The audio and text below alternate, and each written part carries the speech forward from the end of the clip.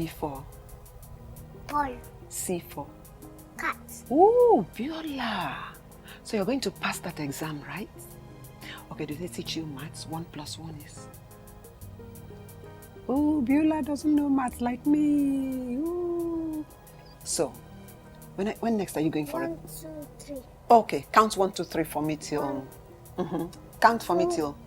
3, 4, 5, 6, 7, 8, 9, 10, 11, 12, 13, 14, 15, 16, 17, 18, 19, 20, 21, 22, 20, 24, 25, 27, 28, 40, 41, 29, 30.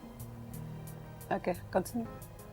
41, 42, 43, 44, 45, 46, 47, 48, 49, 50. See all these people? Even your mommy doesn't know how to count. Please give Beulah a round of applause. So you're going to school tomorrow, right? So what present do you want? Gifts. Gifts. What kind of gifts? Chocolates. Oh, we have to get you chocolate before you leave here.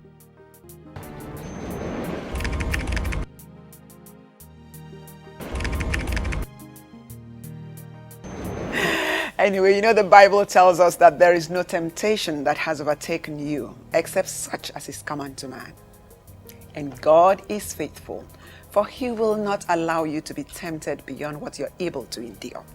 And with every temptation, he will make a way of escape so that you can bear it.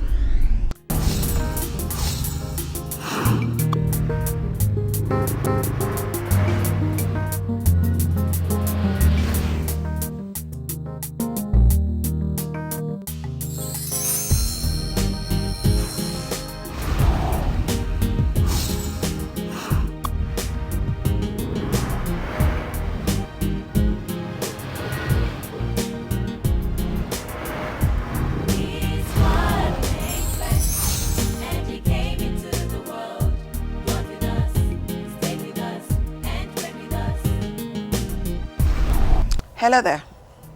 You're welcome. Sumbo, you're welcome. Thank you, Mom. Thanks for honoring our invitation. Thank you. I'm delighted to be here. How is Beulah? Beulah is fine. She's excited. She's right now just playing with all her friends and trying to be Beulah. And I'm sure you're happy about that. Of course. I mean, coming back from a Beulah that you can't take to see anybody, and a Beulah that is now in school and looking forward to celebrate her 4th year birthday, I am excited. Tell us the story, the journey. I hear you have a foundation now. So what led to the foundation? Let's start the story from the beginning. Okay, Beulah. Just get married. I started wondering, I want to get pregnant. I wasn't getting pregnant early enough. And then I got really anxious and excited. And much later down the year, I got pregnant. And after getting pregnant on the 13th of October 2008, I bled seriously. I had this major bleeding. My husband packed almost a bucket full of blood. And we got rushed off to the hospital. Then I got to the hospital, and the doctor we saw that night told us that the baby was really dead. We shouldn't bother, but just to follow the normal procedure, we'll wait through the night, and the next morning we'll do a scan. And interestingly, we did a scan, and the baby was fine, and everything was good. So, I mean, it wasn't a pregnancy we should evacuate. So we decided to go ahead and have the baby. Through pregnancy, I was on bed rest for almost 3 months. Everything was fine, and then I went into labor just on the same day I was giving my EDD. So it wasn't like There was delay or anything? there was no delay or anything. And went into the labor room, and it was fine for someone that was going to have your first baby. I had no cuts, no tear, no nothing. The baby just came out 2.75 kg.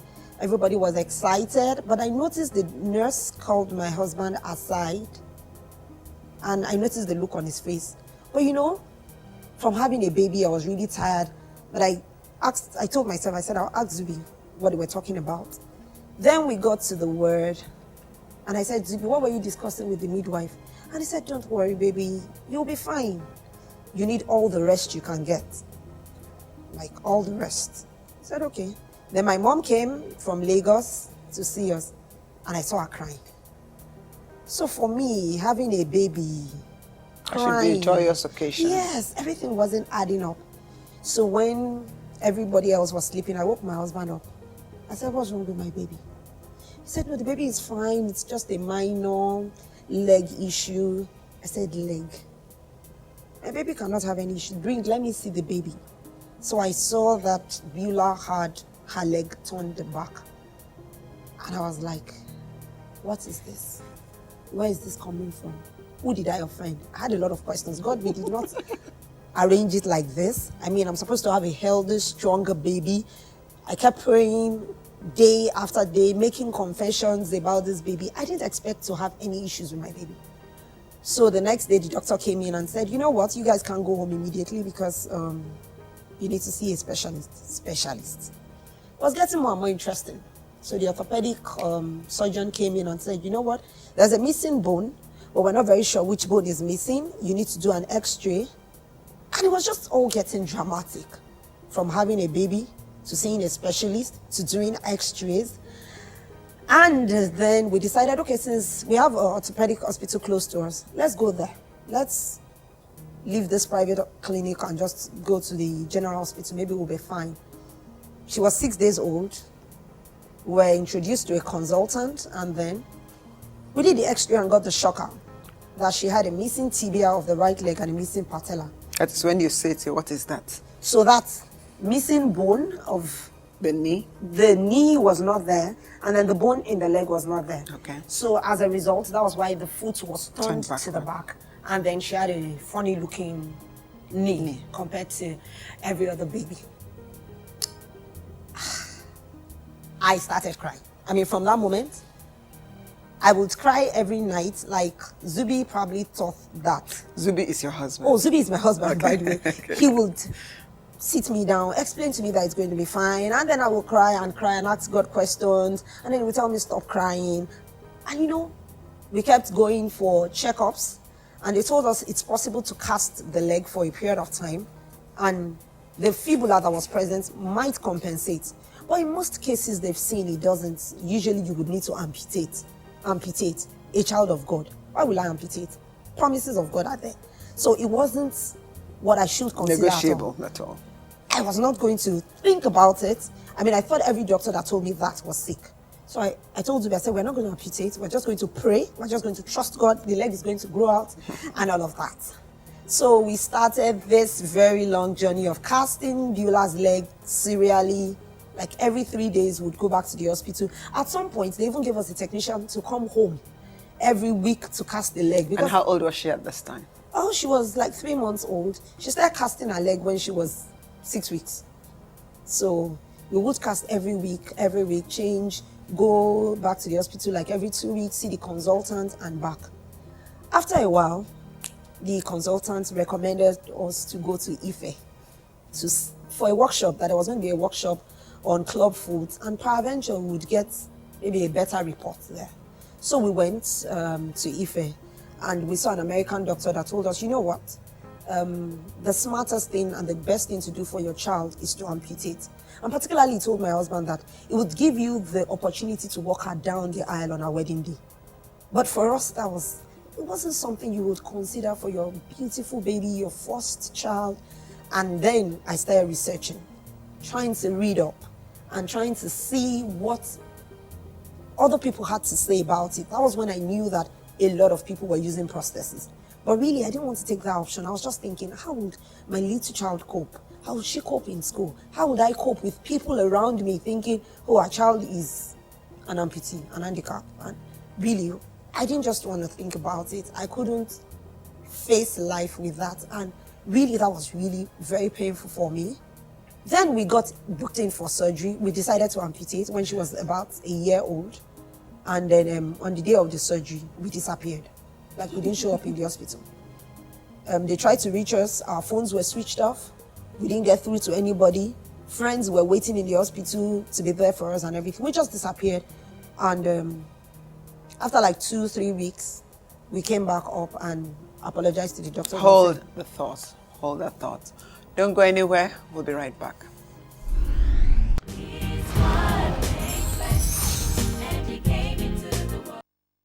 You're welcome back.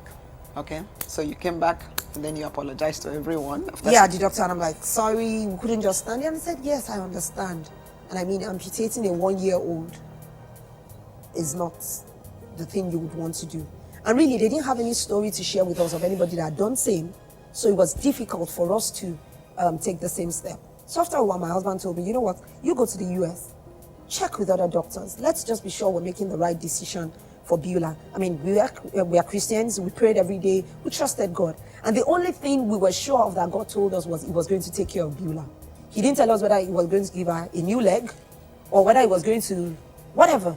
He just said, I will take care of Beulah. So we were holding on to that promise. Our own definition of taking care of Beulah was God was going to make the leg grow out again.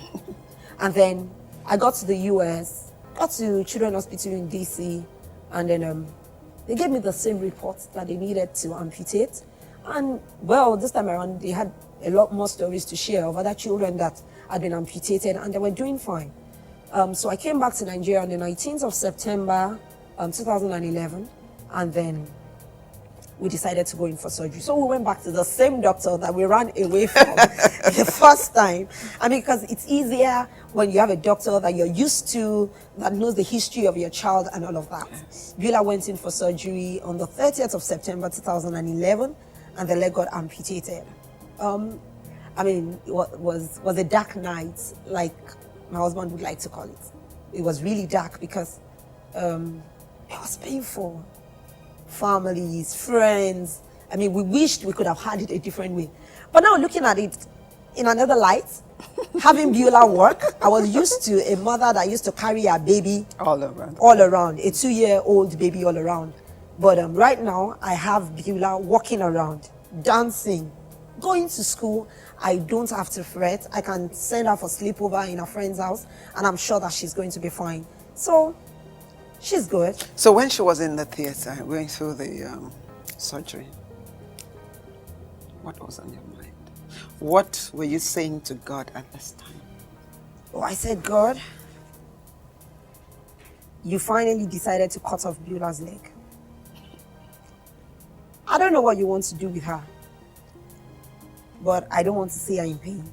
I just want you to keep your promise of ensuring that Beulah is that thing that she has to be in life. I don't want her to beg. I don't want her to beg for a job. I don't want her to suffer when it comes to marriage. I want her to be able to have her own baby and carry her baby to term.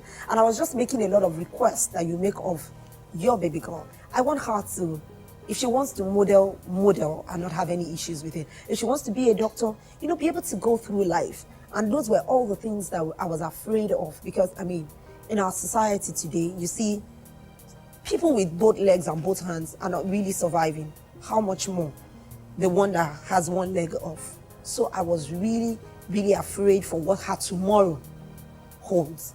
That was really all that was going through my mind. I mean, I was even thinking less of myself. I didn't really care what my friends would think or what my family members thought. I just wanted the best for her. I was expecting Beulah to come out of surgery with her leg in place. I mean, yes, I knew they were going to cut off the leg.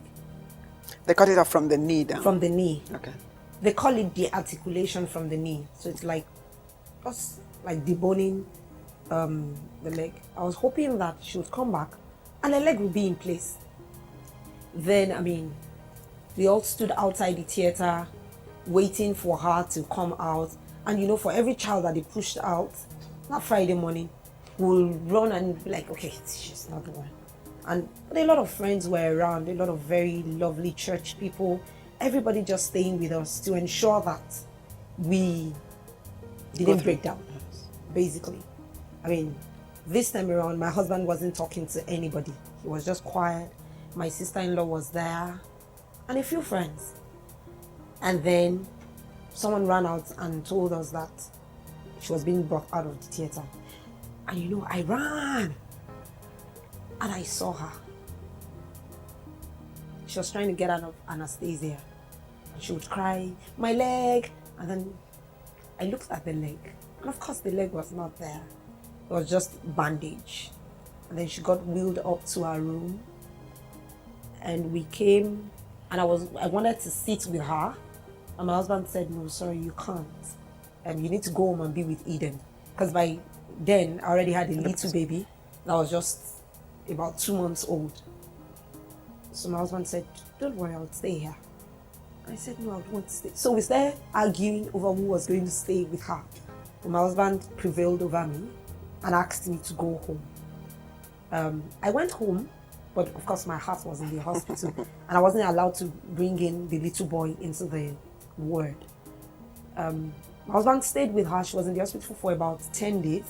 He stayed in the hospital for 10 days without having his bath. He would not change. He would not eat. He just sat with his daughter and hoping that she was going to be fine. But of course, later that evening, I came back, saw her, stayed with her. And then he actually called me and told me that she's been asking of you. She wants to see her mommy. So I came around. After the surgery, and then you said they rolled her out, what was your reaction the first time you saw the stump?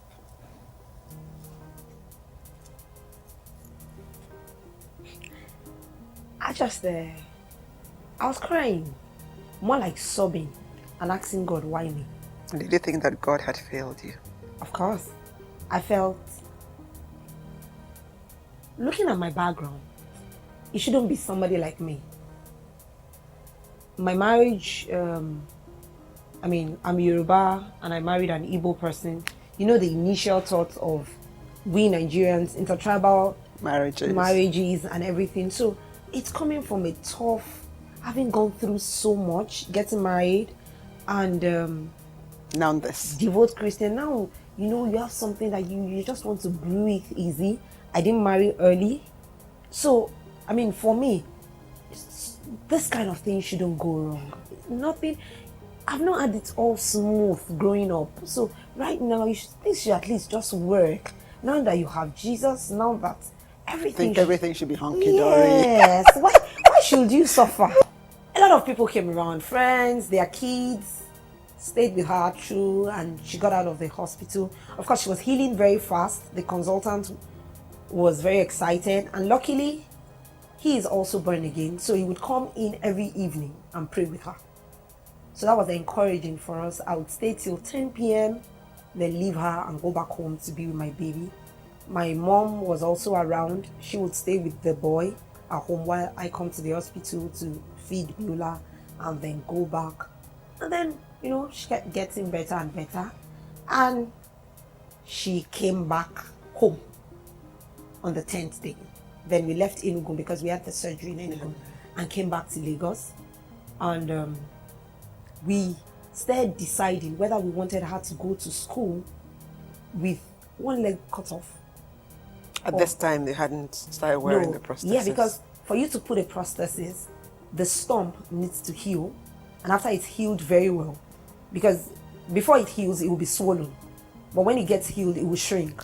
So, if you get a prosthesis while it's still swollen, then when it shrinks, it will not fit. Yes. So we had to wait for the healing process to happen. But interestingly, she went to school with a bandage on.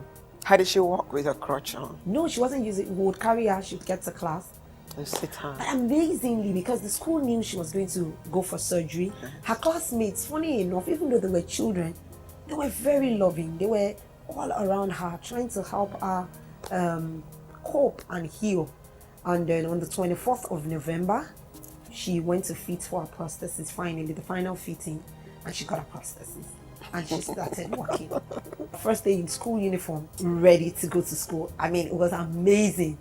She wasn't very confident at first. She was going to fall. And then my husband said, stand. And she stood and said, walk to me. And she walked in her school uniform. And she got to school. There was a party in school that day. The teachers were excited. The proprietress called me to say thank you for doing this for Beulah. Because initially, we were wondering if we actually made the right decision for her. We thought to wait when she would be 18 years and she'd be able to make the call to do it herself. Some people told us we were being wicked parents. Some people said go ahead and do the surgery. So it was a confused time for us. And finally, she started going to school. She was no longer the girl that used to crawl in her class. She was now the walking Beulah. She started dancing. She came to us and said she wanted to do ballet. She would go for her swimming classes. I mean, she started swimming way back in America with her aunt. I like to call her name is Vicky. She taught her to swim. Vicky would take Beulah swimming, and even though Vicky was pregnant at that time and she didn't be stressing herself, but because of Beulah, she would get into the water and she taught Beulah to swim, and Beulah came back a great swimmer. So, I mean, Beulah swims today. She dances ballet. She walks. And how does that make you feel? Makes me feel very good. I'm proud. Hold the thought. Hold the thought. I'm sorry for making you relive that past episode, but I know today we give glory to God that she's fine and she can do all those things.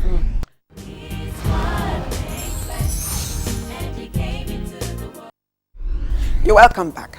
When you sit back today to think of, and that thought you had at that time comes back to mind, how do you feel? Do you go to God for forgiveness? Yes, no, I mean, like this is, I'm just like, God, I'm really sorry, but thank you, and let your purpose, what you want to do. Because I see more the reason why it had to be me and not someone else. The foundation is not, you can't give what you don't have.